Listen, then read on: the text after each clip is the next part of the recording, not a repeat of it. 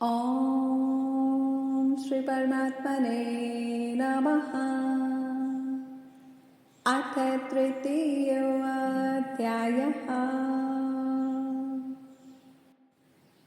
तीसरा अध्याय, कर्मयोग। अर्जुन ने पूछा, हे जनार्दन, यदि आपके तप से, कर्म से बुद्धि श्रेष्ठ है तो केशव मुझे इस घोर कर्म में क्यों लगाते हो? मिले हुए वचनों से आप मेरी बुद्धि को भ्रम में डाल रहे हैं। निश्चय करके मुझे बतलाइए जिससे मैं कल्याण को प्राप्त हूँ।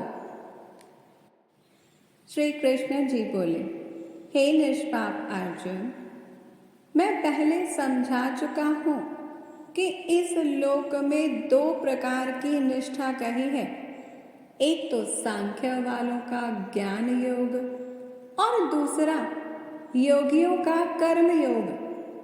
कर्मों का प्रारंभ ना करने से ही कोई निष्कर्म नहीं कहलाता और कर्मों का त्याग करके संन्यास करने से ही किसी को सिद्धि नहीं मिल जाती।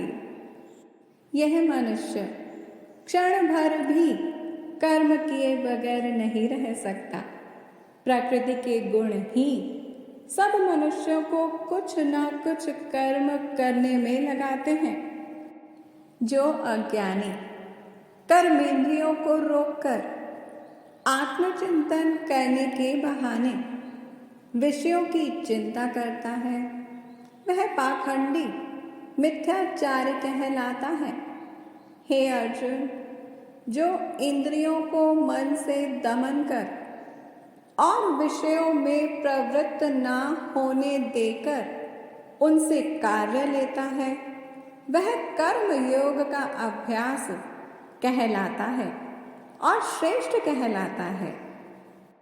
अपने धर्म के अनुसार नियमित कर्म करो, क्योंकि कर्म ना करने से कर्म को करना अच्छा है। बिना कर्म किए तुम्हारे शरीर का निर्वाह नहीं हो सकता। हे कौन्तेय, यज्ञ के निमित्त किए जाने वाले कर्मों को छोड़कर जितने कर्म हैं उनके करने से मनुष्य को बंधन होता है। अतः तुम फल की इच्छा त्याग कर यज्ञ के लिए कर्म करो।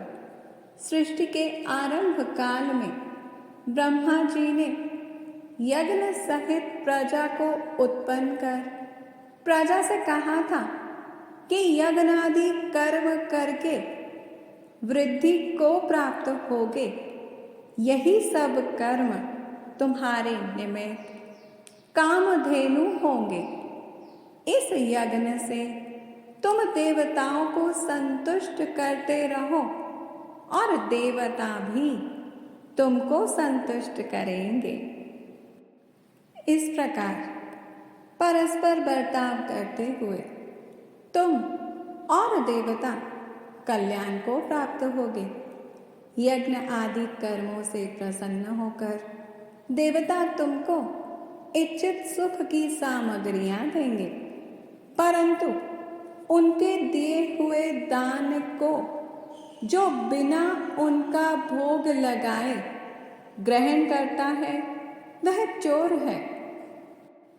पंच महायज्ञ करके जो शेष बचा हुआ भोग ग्रहण करते हैं वे सब पापों से मुक्त हो जाते हैं, और जो अपने निमित्त ही अन्न पकाते हैं वे पापी पुरुष पाप को ही भक्षण करते हैं। हे अर्जुन, अन्न से ही प्राणियों की उत्पत्ति होती है। अन्न मेघ से उत्पन्न होता है। मेघ यज्ञ द्वारा जल बरसाता है और यज्ञ की उत्पत्ति कर्म से होती है। कर्म की उत्पत्ति ब्रह्म से हुई है और ब्रह्म अक्षर परमात्मा से। इस कारण सदा सब पदार्थों में रहने वाला जो ब्रह्म है वह सब यज्ञों में प्रस्तुत है। हे पार्थ, इस प्रकार चलाए हुए कर्म के चक्र के अनुसार जो नहीं चलता है वह पापमय है। जो पुरुष आत्मा में ही रत रहता है और आत्मा आनंद अनुभव से तृप्त रहता है, उसे कुछ भी कार्य शेष नहीं। वह कोई कर्म करे या ना करे, उसको कोई प्रयोजन अथवा लाभ नहीं है और किसी प्राणी से अपना लाभ कराने की भी उसे कोई आवश्यकता नहीं। इसलिए तुम भी फल की प्राप्ति इच्छा त्याग कर कर्तव्य पालन करते रहो, क्योंकि फल की इच्छा को त्याग कर्म करने वाला पुरुष मोक्ष को प्राप्त होता है। राजा जनक आदि ने भी कर्म सिद्धि पाई है। इसी प्रकार तथा लोक संग्रहण को देखते हुए भी तुमको कर्म करना उचित है। श्रेष्ठ पुरुष जिस जिस कर्म का आचरण करता है, दूसरे मनुष्य उसी मार्ग पर चलते हैं और वह जिसको प्रमाणित मानता है उसी के अनुसार सब उत्तम मानते हैं। हे पार्थ, मुझको तीनों लोक में कुछ भी कर्म शेष ना रहा और ना कोई अप्राप्त वस्तु प्राप्त करनी है, फिर भी मैं कर्म करता ही रहता हूँ।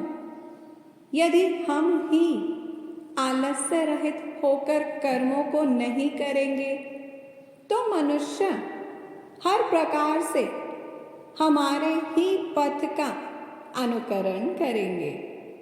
जो मैं ही कर्म ना करूं तो सब लोग भी ना करने से नष्ट हो जाएंगे। इससे मैं ही वर्ण शंकरों के उत्पन्न करने का कारण बनकर प्रजा को नष्ट करने वाला समझा जाऊंगा। जिस प्रकार अज्ञानी फल की इच्छा करके कर्म करता है, वैसे ही फल की इच्छा ना करते हुए ज्ञानी को लोक शिक्षा की इच्छा करते हुए कर्म करना उचित है। कर्म में आसक्त अज्ञानियों की बुद्धि में ज्ञानी भेदभाव उत्पन्न ना करे, परंतु आप स्वयं कर्म करता हुआ उससे भी प्रसन्नता पूर्वक कर्म कराए।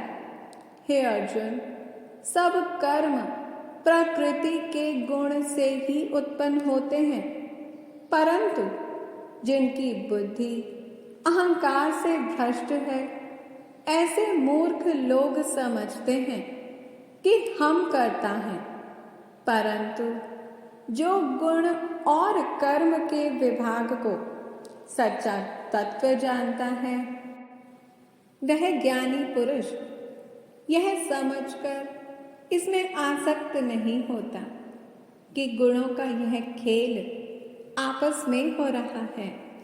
हे अर्जुन, अध्यात्म बुद्धि से सब कर्मों को तुम मुझ में अर्पण करके कर्म फल की आशा छोड़कर संग्राम करो।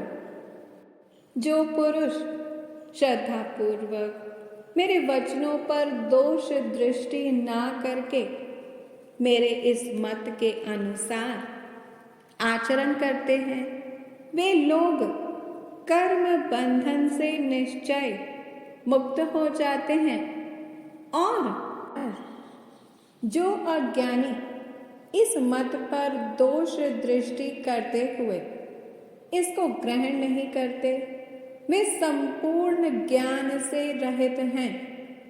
उनको नष्ट हुआ जानो। अपना कठिन धर्म भी दूसरों के सहज धर्म से हितकर होता है। स्वधर्म में मरना भी कल्याणकारक है, परंतु अन्य धर्म भयानक हैं। अर्जुन बोले, हे श्री कृष्ण, पुरुष को पाप करने की इच्छा ना होते हुए भी कौन उसे बलात् पाप के मार्ग में प्रवृत्त करता है?